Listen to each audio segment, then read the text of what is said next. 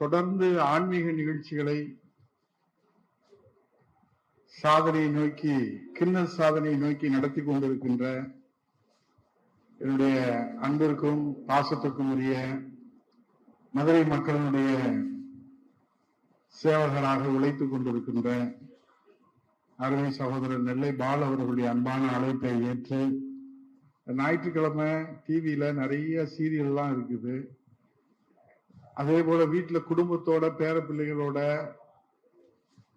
குடும்ப உறவுகளோட நேரம் செலவிடணும் நமக்கு அவசியம் இருந்தாலும் கூட நம்முடைய அருமை சகோதரர் நெல்லை பாலு அழைத்தால் அங்கே முக்கிய செய்தி நமக்கு இருக்கும், வாழ்க்கையிலே அது பயனுள்ளதாக இருக்கும் என்ற நம்பிக்கையோடு ஞாயிற்றுக்கிழமை வீட்டிலே ஓய்வு எடுப்பதல்ல, ஞாயிற்றுக்கிழமையும் நம் வாழ்வுக்கு செய்தியான முக்கிய செய்தியை நெல்லை பாலு வழங்குகிறார் என்ற நம்பிக்கையோடு வருகை தந்திருக்கிறவர்கள் அனைவரும் இருகரம் கூப்பி வருக வருக என்று வணங்கி வரவேற்று, ஏன்னா நம்ம எல்லாரும் இப்ப பிரிட்டிஷ்காரங்களுடைய ஃபார்மேட்டுக்கு போயிட்டோம். சண்டேஸ் ஆல்வேஸ் ஹாலிடே அப்படின்ற மாதிரி மைண்ட் செட் ஆயிடுச்சு. அதனால ஞாயிற்றுக்கிழமை எந்த வேலை சொன்னாலும் மனசு தயாராக மாட்டேங்குது. ஆனாலும் கூட அதை தள்ளி வைத்து விட்டு, இன்னும் சொல்ல போனால் அதை தவிர்த்து விட்டு ஆக்கப்பூர்வமான உளவுபூர்வமான இங்கே பங்கேற்றிருப்பது எங்களுக்கெல்லாம் மகிழ்ச்சி அளிக்கிறது. ஒரு நீண்ட இடைவெளிக்கு பிறகு நெல்லை பாலுடைய நிகழ்ச்சியில பங்கேற்கக்கூடிய பாக்கியத்தை நம்முடைய மகா பெரியவர் 133வது ஜெயந்தி விழாவில, அதிலும் நாடறிந்த பேச்சாளராக 25 ஆண்டுகளுக்கு மேலே என்னோடு உடன் பிறந்த சகோதரராக இருந்து இன்றைக்கு எங்களுக்கெல்லாம் வாழும் கலைவாணராக இருக்கிற அருமை சகோதரர் மணிகண்டன் அவர்கள், அவர் பக்தி சொற்பொழிவு என்றாலும் சரி, பட்டிமன்ற சொற்பொழிவு என்றாலும் சரி, அல்லது எந்த நிகழ்விலையும் ஒரு முத்திரை பதிக்கக்கூடிய அந்த ஆசீர்வாதத்தை இறைவன் அவருக்கு வழங்கி இருக்கிறார்கள். அவர் அரசு பணியிலே பணியாற்றி இருக்கிறார். உலகத்திலே இருக்கக்கூடிய அனைத்து நாடுகளிலும் அவர் பேசாத இடம் இல்லை. எங்களை போன்ற பொது வாழ்க்கையில அரசியலில் ஈடுபடுவர்களோடு நெருங்கிய தொடர்பில் இருக்கிறார். அதே போன்று பொது வாழ்க்கையிலே சேவை செய்வர்களோடு தொடர்பில் இருக்கிறார். அப்படிப்பட்ட பேச்சாளருடைய பேச்சை கேட்க உங்களோடு நானும் ஆவலோடு இங்கே வருகை தந்திருக்கிறேன். மணிகண்டன் அவர்களை வருக வருக என்று வரவேற்று, எங்களுடைய கலைமாமணி ஐயா லேனா தமிழ்மானன் அவர்கள் எழுத்தாளர், பதிப்பாளர், அப்புறம் அவர் கண்ணாடிக்காரர். அவங்க ஒரு அடையாளம் சொல்லணும்னா, இப்ப நம்ம புரட்சி தலைவர் சொல்லணும்னா தொப்பி கண்ணாடி.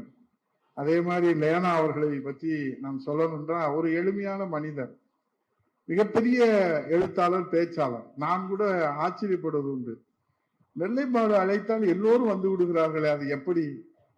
நாம் அரசியல்வாதி, மேடை கிடைத்தால் மைக்கு கிடைத்தால் நாம் போகலாம். ஆனால் உலகம் அறிந்த பேச்சாளர்கள் எல்லாம் நெல்லை பாலு அளித்தால் அங்கிருந்து, இப்ப நாங்க மதுரையில இருக்கோம், ஆண்டாள்புரத்துக்கு வர்றதுக்கு எங்களுக்கு அதிகமா அரை மணி நேரம் தான் ஆகும். அண்ணா நகர்ல இருந்து நானும் வெற்றியும் வந்திருக்கிறோம். ஆனா சென்னையிலிருந்து மணிகண்டன் வராரு, சென்னையிலிருந்து லேனா வராரு, சென்னையிலிருந்து சூரிய நாராயணன் வராரு. என் பிள்ளை இன்றைக்கு ஒரு இசையிலே, ஆன்மீக இசையிலே நிச்சயமாக உலக சாதனை படைக்கக்கூடிய அத்தனை தகுதியில் பெற்றிருக்கிற சூரிய நாராயணன் அவர்கள் பண்பு, பணிவு, திறமை, ஆற்றல், அவர்கள் பெற்றோர்கள் மூலியமாக இறைவன் அவருக்கு அருளாசி இருக்கிறார். இவங்க எல்லாரும் சரி, எப்ப கூப்பிட்டாலும் சரி, நெல்லை பாலு போத கூப்பிடும் போது, சும்மா உங்களுக்கு வேலை இல்லை எங்களுக்கு வேலை இல்லை, ஓயாம எங்களை கூப்பிட்டுட்டே இருக்கிறீங்க அப்படின்னு சொல்லுவோம். ஆனா அவர் கூப்பிடுறத பார்த்து, அண்ணா வந்துருங்கண்ணா, நீங்க தானா எல்லாமே, அங்க வந்தீங்கன்னா எல்லாம் நல்லா இருக்கும்னா, இதுக்கு மேல நம்ம எப்படி வீட்டுல இருக்க முடியும், வாங்க வண்டி எடுங்க கிளம்பி போவோம். அவர் வெற்றி சொல்றாரு, வாங்க நம்ம போயிடுவோம். பாலு கூப்பிட்டா அவங்க சங்கத்துல இருந்து வந்திருக்கிறாங்க, பட்டாச்சியார் வந்திருக்கிறாங்க. அதுல இந்த பாலுடைய வரவேற்பு இருக்கு பாருங்க.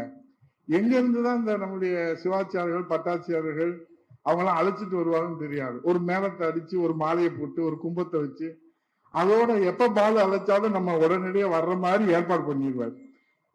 கண்ணுக்கு நேரம் பைய போட்டுக்கிட்டே இருப்பாங்க அவங்க. ஏன்னா அவங்க முதல்ல போட்டு வைக்கலாம், இருந்தாலும் நமக்கும் பை தருவாங்க, ஒன்றும் பிரச்சனை இல்லை. போகும்போது பை அது என்ன இருக்குன்னு நமக்கும் தெரியாது, லட்டு இருக்கா தேங்காய் இருக்கா, ஏதோ முன்னாடி ஒரு பட்டர் கவர்ல அப்படியே லட்டை போட்டு அப்படியே ரெடி பண்ணிக்கிட்டே இருப்பாங்க. ஆக இது ஒரு இன்னைக்கு இருக்கிற அவசர காலம், உலகம் வேகமா ஓடிக்கிட்டே இருக்கு. டிஜிட்டலை பத்தி தெரியாதனால நீங்க வீட்டுல இருங்கன்னு எங்களை வீட்டுல உட்கார வச்சுட்டாங்க. டிஜிட்டலை பத்தி தெரிஞ்சவங்க இன்றைக்கு இருக்கிறாங்க அதிகாரத்துல. ஆனா எனக்கு என்ன, இந்த ஆன்மீக நிகழ்ச்சியில ஆன்மீகம்னா என்ன அப்படின்னு உங்களுக்கு நிறைய நம்முடைய அருமை சகோதரர் நெல்லை பாலு அவர்கள் நிறைய நிகழ்ச்சிகளை நடத்தி கொண்டே இருக்கிறார்கள். எனக்கு என்னன்னா, இங்க ஒரு செய்தி சொல்லணும், நான் பெற்ற அனுபவங்களை இங்கே சொல்லி நிறைவு செய்து உங்களோடு சேர்ந்து நானும் இந்த பகுதியிலே மக்கள் சேவகராக இருக்கிற கழக புரட்சித் தலைவர் அம்மா பேரவையுடைய மாநில துணை செயலாளர் நேற்று கூட வைகாசி விசாகத்துக்கு பால் குடம் எடுத்துட்டு லட்சக்கணக்கான பேர் முருகன் இடத்துல வெற்றிவேல் முருகனுக்கு அரோகரா முருகா என்று அழைத்து செல்லுகிறவர்கள் எல்லாம் அவர்களுக்கு அன்னதானம் இடம் என்று 10,000 பேர்களுக்கு அன்னதானத்தை வெற்றிவேல் அவர்களுடைய ஏற்பாட்டில இதே நம்முடைய பலகானத்தம் பகுதியில நடைபெற்றது. அது என்னுடைய ஒரே ஒரு செய்தியை மட்டும் என் அனுபவத்திலே சொல்லிவிட்டு நான் என்னுடைய உரையை நிறைவு செய்து நம்முடைய மணிகண்டன் அவருடைய பேச்சை உங்களோடு கேட்பதற்கும் அதற்கு பிறகு விருது வழங்குவதற்கும் நான் தயாராக இருக்கிறேன். என்னுடைய செய்தி என்னவென்று சொன்னால், எனக்கு சொல்லுகிற செய்தியாகத்தான் உங்களுக்கும் சொல்லுகிறேன். இருப்பதை ஏற்கும் புதிய மனிதராகுங்கள் என்று பெரியவர்கள் சொல்லுகிறார்களே, ஆனால் மனது அதை ஒற்றுக்கொள்ள மறுக்கிறது. வாழ்க்கையிலே பொறுமையாக இருந்தால் அற்புதங்கள் நடக்கிறது, அதிசயங்கள் நடக்கிறது. எதையும் நம்பாதீர்கள் என்று இந்த உதயகுமார் சொல்லவில்லை. எந்த மாதிரியான நம்பிக்கைகள் இருந்தாலும் இல்லை என்றாலும் நடக்க வேண்டியது நடந்தே தீரும் என்பதுதான் இதுல இருக்கக்கூடிய ஒரே செய்தி. நீங்க இங்க வந்து எங்க பேச்சை கேட்கணுன்றது விதி, நாங்க உங்ககிட்ட பேசணுன்றது விதி. நடக்க வேண்டியது நடந்தே தீரும். அது என்ன, நிறைய உதாரணங்கள் உலகத்திலே இருந்தாலும் கூட என்னுடைய வாழ்க்கையில எப்படியாவது கஷ்டப்பட்டு படித்து தியாகராஜர் கல்லூரியில பிகாம் சேருகிற போது, உள்ளே போகிற போதே ஒரு பேங்குக்கு மேனேஜர் ஆயிரணும் அப்படின்னு ராயல் பிகாம்ல சேர்ந்த உடனே மிகப்பெரிய நம்பிக்கை. படித்து முடித்ததற்கு பிறகுதான் தெரிகிறது, எனக்கு முன்னாலே 2 லட்சம் பேர்கள் அங்கே மேனேஜர் வேலைக்கு காத்து கொண்டிருக்கிறார்கள் என்று. நம்பிக்கை வைத்தேன், ஆனால் மேனேஜர் ஆக முடியவில்லை. அதற்கு பிறகு master of social work Madurai institute of social சயின்ஸில் படித்து லேபர் ஆபீசர் ஆகிவிடலாம் என்று சொல்லுகிறார்களே, அல்லது ஒரு என்ஜிஓ நான் கவர்மெண்டல் ஆர்கனைசேஷன் தொடங்கி வெளிநாடுகளில் இருந்து நிறைய நிதிகளை பெற்று மக்களுக்கு சேவை செய்யலாம் என்று சொல்லுகிறார்களே, ஆகவே மாஸ்டர் ஆஃப் சோசியல் ஒர்க்கை படித்து விடலாம் என்று அதிலே சேர்ந்து 2 ஆண்டுகள் மாஸ்டர் டிகிரியை படித்து முடித்து வருகிற போது அங்கே எனக்கு முன்னால் 5 லட்சம் பேர்கள் காத்து கொண்டு இருக்கிறார்கள். அதுவும் அந்த நம்பிக்கையும் எனக்கு நிறைவேறவில்லை. சரி, என்னதான் செய்வது என்று மதுரை அரசு சட்டக் கல்லூரியிலே சட்டம் பயின்று இன்றைக்கு இருக்கக்கூடியதில் நியாயத்தை நிலைநாட்டுவதற்கு ஏழை எளியவர்களுக்கெல்லாம் சேவை செய்து வாய்ப்பு வந்தால் பணக்காரரிடத்தில் நிறைய நாம் ஃபீஸை வாங்கி பணக்கார வழக்கறிஞராக நாம் சாதித்து விட்டு, முடிந்தால் நமக்கு தலைவிதி இருந்தால் ஒரு நீதிபதியாகவோ ஹைகோர்ட் லெவல்லையாவது வந்துடலாம் அப்படின்னு நம்பிக்கையோட மதுரை அரசு சட்டக்கல்லூரியை படித்து வழக்கறிஞராக போனால் எனக்கு முன்னால் குற்றவாளிகள் எண்ணிக்கையை விட வக்கீல்கள் எண்ணிக்கை அங்கே அதிகமாக இருக்கிறது. அந்த நம்பிக்கையும் நமக்கு கை கொடுக்கவில்லையே என்று. ஆகவே நான் திரும்பவும் சொல்லுகிறேன், எதையும் நம்பாதீர்கள் என்று நான் சொல்லவில்லை, ஆன்மீகத்தை நம்பாதீர்கள் என்று சொல்லி இந்த மேடையிலே நான் பேசவில்லை. நீங்கள் நம்பினாலும் நம்பாவிட்டாலும் நடப்பது நடந்தே தீரும் என்பதற்கு உதாரணமாக இத்தனை நம்பிக்கைகள் எனக்கு சிதைந்த போதும் என்னுடைய உடல் சக்தி, என்னுடைய உள்ளத்தின் சக்தி, என் உடல் உறுப்புகளின் சக்தியை ஒருங்கிணைத்து நான் இயங்கிக் கொண்டே இருந்த காரணத்தால், பொறுமையோடு உழைத்துக் கொண்டே இருந்த காரணத்தால், மீண்டும் சொல்லுகிறேன், என்னுடைய உடல் சக்தி, உள்ளத்தின் சக்தி, அதுதான் மனதினுடைய சக்தி, உடல் உறுப்புகளின் சக்தியை ஒருங்கிணைத்து இயங்கிக் கொண்டிருந்த காரணத்தால், யாருமே எதிர்பார்க்காத வகையிலே, நானே எதிர்பார்க்காத வகையிலே, எனக்கே நம்பிக்கை இல்லாத வகையிலே புரட்சி தலைவி அம்மா அவருடைய கண் பார்வையிலே பட்ட காரணத்தினாலே 10 ஆண்டுகள் தமிழகத்தினுடைய 100 IAS ஆபீசர்களை வழிநடத்தி 8 கோடி தமிழர்களுக்கு சேவை செய்யக்கூடிய அமைச்சராகக்கூடிய வாய்ப்பு நடக்க வேண்டியது நடந்தே தீரும். 15 ஆண்டுகள் சட்டமன்ற உறுப்பினர், 10 ஆண்டுகள் அமைச்சர். கஜா சைக்ளோன், கஜா புயல் அடிக்கிற போது 42 மணி நேரம் சொட்டு தண்ணீர் கூட எடுத்துக்கொள்ளாமல் மக்களிடத்திலே அந்த செய்தியை சொல்லுகிற பாக்கியத்தை இறைவன் கொடுத்திருக்கிறான் என்கிற அந்த சிந்தனையோடு பணியாற்றி 5 ஆண்டுகள் சட்டமன்ற எதிர்க்கட்சி துணைத் தலைவராக நான் பணியாற்றி, நடக்காது என்று நினைக்கிற போது நடக்கிறது, நடக்கும் என்கிற போது நடக்கவில்லை. வெற்றி பெறுவோம் என்று நினைக்கிற போது வெற்றி பெற முடியவில்லை. ஆனால் யதார்த்தத்தோடு களத்திலே நிற்கிற போது வெற்றி நம்மளை தேடி வருகிறது. ஆக இது யாருடைய தீர்ப்பு? இறைவனுடைய தீர்ப்பு, காலத்தின் தீர்ப்பு, இயற்கையின் தீர்ப்பு. நான் எந்த தவறும் செய்யவில்லை. மக்களுக்கு சேவை செய்த கொரோனா காலத்திலே இங்க இருக்கக்கூடிய மூத்தவர்களுக்கு தெரியும், நேர் அருமை சகோதரர் மணிகண்டன் அவர்களுக்கு தெரியும். முகம் தெரியாத தொற்றாளர்கள், அவர்களுடைய முகத்தை நான் பார்க்க முடியாது. ஆனால் சேம்பர் ஆஃப் காமர்ஸ் மதுரையிலே அங்கே அம்மா கிச்சன் அமைத்து ஒரு நாளைக்கு 5 வேளை 2 வேளை அவர்களுக்கு, ஏனென்று சொன்னால் இம்யூனிட்டி இம்ப்ரூவ்மெண்ட் தவிர கொரோனாவுக்கு வேற தீர்வு இல்லை என்று சொல்லிவிட்டார்கள். நான் அமைச்சராக இருக்கிறேன். அமைச்சராக இருக்கிற காலத்திலே முதலமைச்சராக எடப்பாடியார் அவர்கள் இருக்கிறார்கள். கொரோனாவுக்கு என்ன தீர்வு? தடுப்பூசி கண்டுபிடிக்கப்படவில்லை, மருந்து மாத்திரைகள் கண்டுபிடிக்கப்படவில்லை. அப்போது உணவுதான் அவர்களுக்கு மருந்து என்று சொல்கிறார். ஆனால் காய்கறி கடை இல்லை, பலசரக்கு கடை இல்லை, சமையல்காரர்கள் இல்லை, சமையல் பாத்திரங்கள் கூட எடுக்க முடியவில்லை. அந்த நேரத்திலே கூட அவர்களுக்கு நாங்கள் 150 நாட்கள் 5 மாதம் சலிப்பின்றி ஒரு நாள் கல்யாண வீட்டுக்கு சாப்பாடு போடுவதே எவ்வளவு சவாலான காலம் என்பது உங்களுக்கு தெரியும். அந்த காலத்திலே நாங்கள் அம்மாவுடைய கிச்சனிலே அந்த உணவை வழங்கினோம். மக்களுக்கு காய்கறிகளை கொடுத்தோம், உணவுப் பொருட்களை கொடுத்தோம்.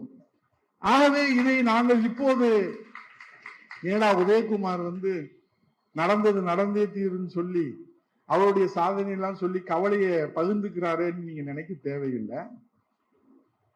எதுவாக இருந்தாலும் ஏற்றுக்கொள்கிற மனப்பான்மை இருந்தால்தான் மனிதன் இயங்க முடியும் என்பதற்குத்தான் நான் இங்கே உங்கள் முன்னால் நின்று நான் பேசிக் கொண்டிருக்கிறேன். ஆகவே இன்றைக்கு என்னுடைய அனுபவங்களை உங்களோடு நான் பகிர்ந்து கொண்டதோடு நான் மீண்டும் சொல்லுகிறேன், 15 ஆண்டு காலம் இங்க இருக்கக்கூடிய அருமை சகோதரர் பாலு அவர்களுக்கும் மணிகண்டன் அவர்களுக்கும் தெரியும், இந்தியாவிலே மிக உயர்ந்த பதவி ஜனாதிபதி பதவி, மிக உயர்ந்த அதிகாரம் உள்ள பதவி பிரதமர் பதவி, துணை ஜனாதிபதி பதவி.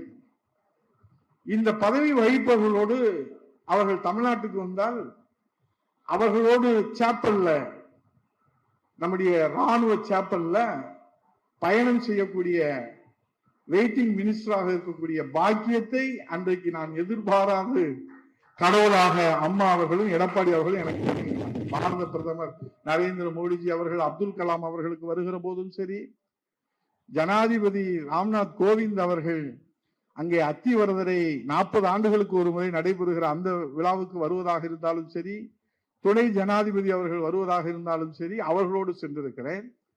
அதே போன்று கன்னியாகுமரியிலே இருந்து காஷ்மீர் வரை அமைச்சராக இருக்கிற போது டிசாஸ்டர் மேனேஜ்மெண்டிலே அரசு விழாக்களிலே பங்கேற்று அங்கே மாளிகையிலே தங்கக்கூடிய வாய்ப்பு கிடைக்கிற போதும், ஐயப்பன் கோயிலுக்கு விரதம் இருந்த காலத்திலே அந்த குளிரிலும் காஷ்மீரிலே தரையிலே படுத்து அந்த அனுபவத்தையும் நாங்கள் பெற்றிருக்கிறோம்.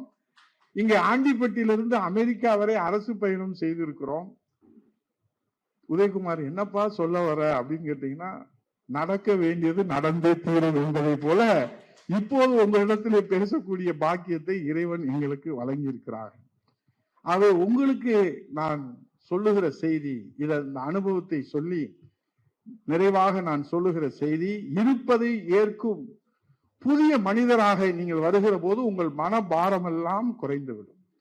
என்னை பாருங்க, அமைச்சர் பதவி இழந்து, சட்டமன்ற உறுப்பினர் பதவி இழந்து, சட்டமன்ற எதிர்கட்சி துணைவர் பதவி இழந்தாலும் கூட இருப்பதை ஏற்கிற மனப்பக்குவம் வந்த காரணத்தால் தான் உங்கள் முன்னால் நின்று பேசுகிற அந்த சக்தியை நான் பெற்றிருக்கிறேன். துருப்பிடித்து வீட்டிலே இருந்து தேய்ந்து போவதை காட்டிலும் உழைத்து தேய்ந்து போவதுதான் ஒரு மனிதனுடைய இலக்கணமாக இருக்கக்கூடிய அந்த நிலையில இங்க வந்த போதுதான் லேனாவை பார்க்கிறோம், என் தம்பி சூரிய நாராயணன் பார்க்கிறோம், உலக அறிந்த பேச்சாளர் என் அருமை சகோதரர் உடன்பருவா சகோதரர் மணிகண்டனை பார்க்கிறோம், நெல்லை பாலு மணிய பார்க்கிறாரு, இன்னும் விருதாளர்கள் வரலையேன்னு பார்க்கிறாரு. அவர் கவலை அவருக்கு, நம்ம கவலை நமக்கு. ஆகவே மனிதன் நினைக்கிறான், என்ன நினைக்கிறான்? தன் அறிவால் அவன் எல்லாவற்றையும் பெற்றுவிட முடியும், எல்லாவற்றையும் வென்றுவிட முடியும் என்று மனிதன் நினைக்கிறான். உண்மைதான். ஆனால் அதற்குள்ளே ஒரு கேள்வி இருக்கிறது. என்னுடைய அறிவால் சாத்தூரிலே வெற்றி பெற்று, திருமங்கலத்திலே 2 முறை தொடர்ந்து வெற்றி பெற்று 10 ஆண்டு அமைச்சராக இருந்து இவ்வளவு சேவைகளை செய்து, அம்மாவுடைய வழிகாட்டுதலோடு, எடப்பாடியுடைய வழிகாட்டுதலோடு இத்தனை சேவைகளை செய்து என் அறிவால் வெற்றி பெற்ற நான் இப்போது அதே அறிவால் ஏன் 3வது முறையும் திருமங்கலத்திலே நான் வெற்றி பெற முடியவில்லை என்ற கேள்வி என்னுள் எழுகிற போது, மனிதன் நினைக்கிறான் தன் அறிவால் அவன் எல்லாவற்றையும் பெற்றுவிட முடியும், வென்றுவிட முடியும் என்று. ஆனால் உண்மையில் அது ஒரு அசட்டுத்தனமான நம்பிக்கை என்பது எங்களுக்கு இப்போது கொடுத்திருக்கிற தீர்ப்பு செய்தி சொல்லி.